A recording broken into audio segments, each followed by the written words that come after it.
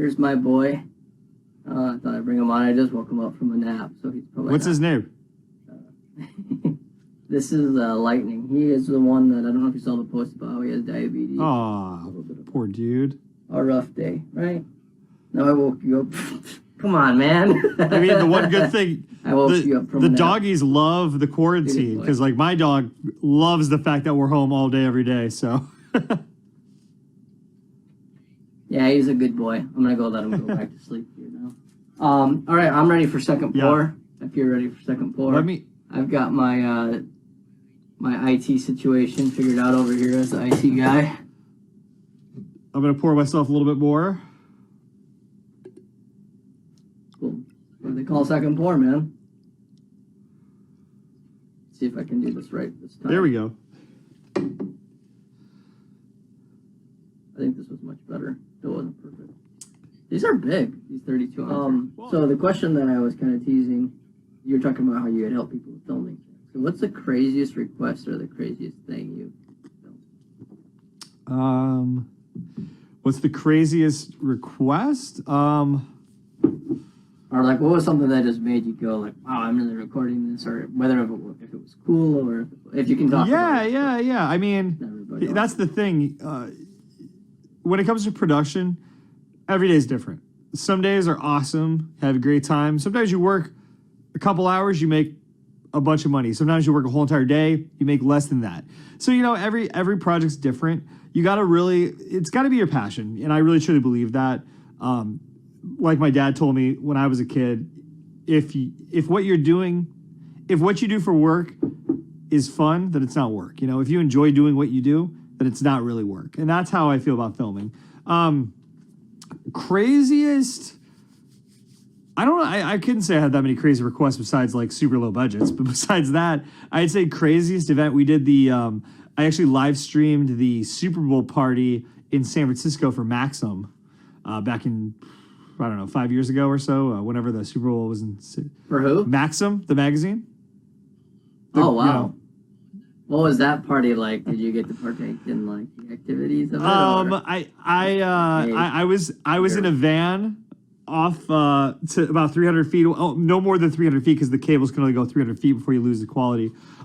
They were nice. They brought me in some Red Bulls. They brought me a few cocktails. They brought me food. But I was pretty much locked in that van until the very end of the night, where we were all popping champagne bottles, and it was a great time. But that was pretty crazy. There were NFL players there. There were celebrities. There were models, and it was in San Francisco, so you get the San Francisco crowd.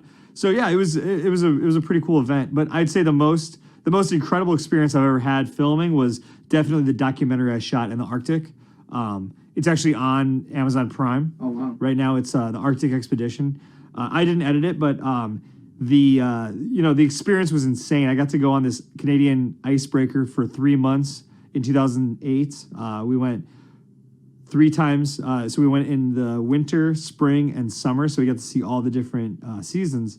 And I mean, I got to go places that most human beings can never get to go to or even dream about going to. You can't even if you're a billionaire, you can't just go there. You have to have a purpose. You know, it's all part of the, it's kind of sanctuary and everything up there. So the most incredible shoot was definitely in the Arctic Ocean. It was minus 40 degrees Celsius. We saw the Aurora Borealis. It was cool. It was cool, but it was a lot of work. And I mean, I was there for, a month at a time, and you're on this ship. The internet was, in 2008, was pretty bad. There was no texting. You had 3 meals a day. There was a bar open 3 days a week that we'd go down to. There were vending machines, but it's weird when you get outside your comfort zone and you're not used to being in your own house. Like when you're on a schedule, you get a little weird, you get a little antsy, especially up there when it's dark 23 hours a day or it's light 23 hours a day. I got to experience both things, so it was really cool. Yeah, and my dog is returned to my lap, so he's a good boy. He's a good boy. Yeah, he was snoring a second ago. Hopefully the mic didn't pick it up. So yeah, those are some crazy experiences. I don't have it. I don't want to bore everyone, but yeah, next time we go to RIP, I can give you even more. But those are some of the highlights. No crazy requests though. No one asking you to record. You're like, no, I won't do that. Can you think of anything like I mean, I when I first moved out here, I was asked to do some filming that, you know, most people might not consider too legit, and I declined it. I think I know. I decided that wasn't the route I wanted to go into. And you know, how did they find you? Did they just look you up, or what? You know, once you create a network, you kind of like start reaching out to people like, hey, I do filming, and then, you know, you'll get this one weird guy, you know, kind of like that. The other thing, I was when I first moved out here, I didn't know anyone, so I was on Craigslist all the time, and I remember clicking on one ad. And it was like, oh, they need an editor, a video editor, blah blah blah. They pay a good amount of money. Okay, cool. They're like, yeah, so drive to this address in North Hollywood, California. There is a fence around the building. It's a brick wall with no labels. You know, knock 3 times and we'll let you in. I'm like, huh, that's weird. And then I said it to my buddy.